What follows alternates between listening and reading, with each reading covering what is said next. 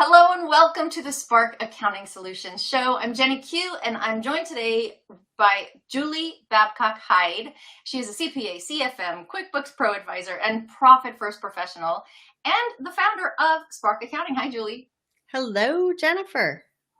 So this is a great topic that we're doing today, and it is 5 ways to fight procrastination as an entrepreneur. And you know what? This is really such a good topic, especially with so many people working from home or having to change around their schedule or how they work, right? And provide services. So why don't you tell us number one, what's the number one way to do that? My number one way to really think about fighting procrastination is kind of taking the time to figure out when your peak energy levels are at.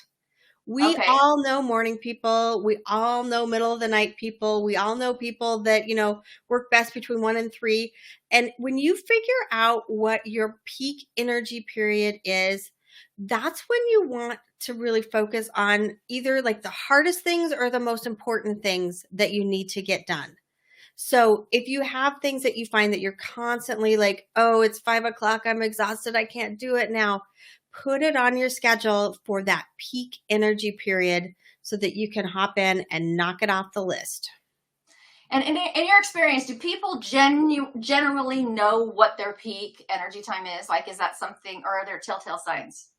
I think most people know, when you can get into a groove and just get a bunch of stuff done. If you're not sure, really kind of look at your schedule and think through when am I just able to sit down and just get stuff done? Sometimes it's a peak, sometimes it's peak energy because nobody else is bothering you. And sometimes it's peak energy because it really is when you are at your own internal high energy level. And so I think realistically, if you don't know, if you kind of look back and think about, gosh, when am I really able to focus well? Yeah. That's what you're looking for, is those periods where you can just sit down and knock stuff out. Okay. All right. That's awesome. Yeah. Okay. So number 2 is set a deadline. And this one is so freaking true, right? Yes. Well, as entrepreneurs, we have so many things to do that aren't necessarily driven by an external deadline. Right. Maybe we need to raise prices. Maybe we need to come up with a new marketing campaign. Maybe we need to develop processes and procedures on something. There's all kinds of things we need to do. Research new software, implement new software. The list is never ending for entrepreneurs. And so it's really important to be like, this is a project. I want to get it done. And this is the date I want to have it done by. And force yourself to set that internal deadline. Some people have to not only set that deadline, but do a consequence with it as well if they don't meet it. Oh. And so thinking about this deadline thing, maybe you need accountability partners. I always laugh at the people whose business coaches tell them, write a check. I'm going to hold on to it to your least favorite political party. And if you don't have this done by the date on this check, I'm mailing it. Oh, okay. It's just an example of a consequence that could go along with this deadline idea. You don't have to have consequences if you're somebody that can, stick to that deadline, whether you have a consequence or not. But it's one other trick that you can kind of combine with that deadline if you need a consequence to really keep you motivated. No, that's really good. Yeah, I'm trying to think what would be a consequence that would really it would have to be a lot of money to get me to go against what, But yeah. The next one really works for me. So tell us about this. Reward yourself. So rewarding yourself is fun. So we just talked about negative consequences. Yeah. If you don't get things done, what do you do for yourself if you do get things done?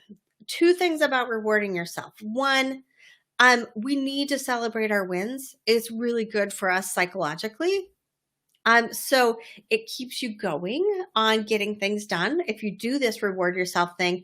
But it's also a fun thing to be like, okay, when I get this done, it can be as easy as when I get this done, I can order my favorite lunch. When I get this done, I can, if it's a big thing, maybe it's when I get this done, I'm going to plan my vacation to Hawaii. Yeah. Yeah. Think about the scale of what you need to do. And like, there are times when I am tired, exhausted, where I will find myself like, if you get, for each one of the things on this list that you get done, there's like a $5 prize at the end Oh, somehow. cool. Yeah. And, Cool. and I do this for myself, whether it's a new book or whether it's, a new set pair of earrings, whatever it is, Whatever. Yeah. like find a way to incentivize yourself. Hey, when I get this done, I can go take a walk in the park, whatever it is, but reward yourself and kind of know what that schedule is so that when you get it done, you can have this cool thing.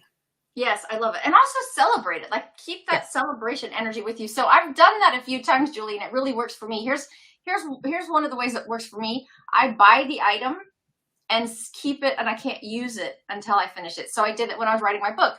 I bought some boots. I called them my book boots. And I could not wear those boots until I had submitted the final copy for publishing. You know what I mean? That's awesome. Yeah. That's an awesome example. Yeah. So, I mean, it really worked for me because I kept seeing it. So it was reminding me. And then when I wore them, there was so much more energy around it because I felt like I had earned it, So exactly. Awesome. I love that. Okay. Now this one, I can't wait to hear. I haven't actually read this book. Tell us about it. So Eat That Frog is a book by Brian Tracy, and it is basically around the concept of, hey, there's things in our lives that are like frogs that we'd probably rather not eat. But the best way to get through it is to just do it and get it done quickly. And so with this concept of Eat That Frog, I love this book because it's just a good reminder that you can make all these plans to get things done, and you can plan forever of how you're going to do it, when you're going to do it. But if you don't start, you're never going to get it done. So the easiest way sometimes to eat that frog is just get up, do it first thing, and get it over with, and then move on to the next thing. That's so good because we wait until we're going to feel like it. But sometimes we're just never going to feel like it. So we just have to take action. Yeah. And especially as entrepreneurs, we have a lot of things on our plate. Some of them are things that we're really good at, and some of them are things that we're not good at. But we have to do all of them. And we tend to stay in the things that we're really good at and don't flex our muscles often in some of those other areas, or we have to push ourselves to do it. Totally. And so when we're having to do work in an area that we have to push ourselves to, eat the frog, just get it done. I love it. Yeah, just get it done and then reward yourself. Exactly. Reward yourself or punish yourself for not doing all of the things, whatever, but definitely celebrate when you do get it done. Yeah. Okay, perfect. Okay. And then number 5 is... we're still on the theme of eating, aren't we? Okay, yeah. Yep. So number 5 is eat your elephant one bite at a time. Yes. So I think this is another good reminder that like when you have a huge project to do, sometimes it feels too overwhelming to get it all done. And that's a reason we procrastinate it. Now, if instead we go down and break that project into, hey, this is the first thing I need to do, second thing I need to do, and break that down into 15, 30-minute tasks, it starts to feel more manageable. And let's be honest, we all get that little endorphin rush when we get to check off a box on our to-do list.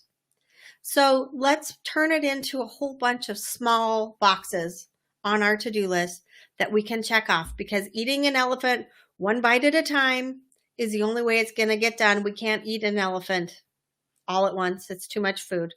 So break it down into smaller pieces and continue to check those things off so that you keep moving forward. Awesome. Excellent. Okay, perfect. So you have a bonus tip, and I think it's very, very wise. Tell us about this one.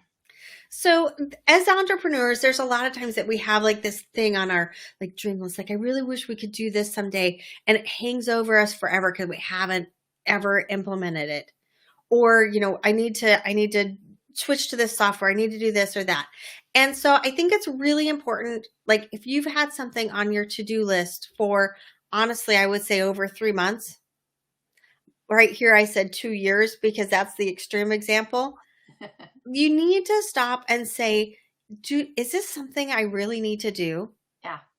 If your answer is yes, and it's something that you're clearly very stuck on, You may need to get help. You may need to outsource it.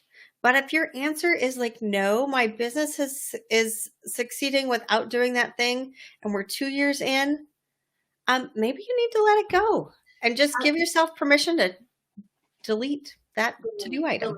I love that.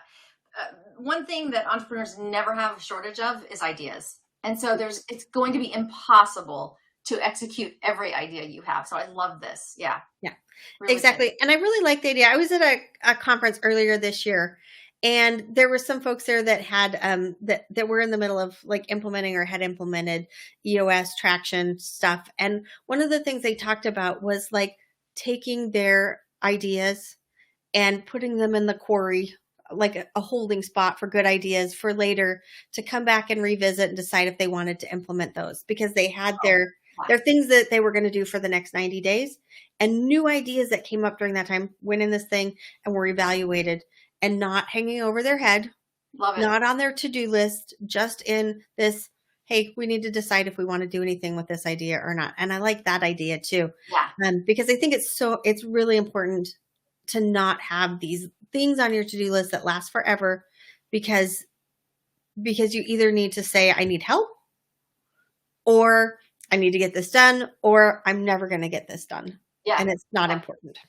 And listening to you go through this, people, I think, generally speaking, at a level of entrepreneurship, you get stuck with like project management and which one, like, because, as you were talking, I was thinking about different project management tools that help with this, Yeah. And that might be a roadblock. Like that, just trying to decide which project management tool might be a roadblock. You really can do it old school. Like, what did people do before, all the software? Well, even before computers, that we didn't have the spreadsheets on the right.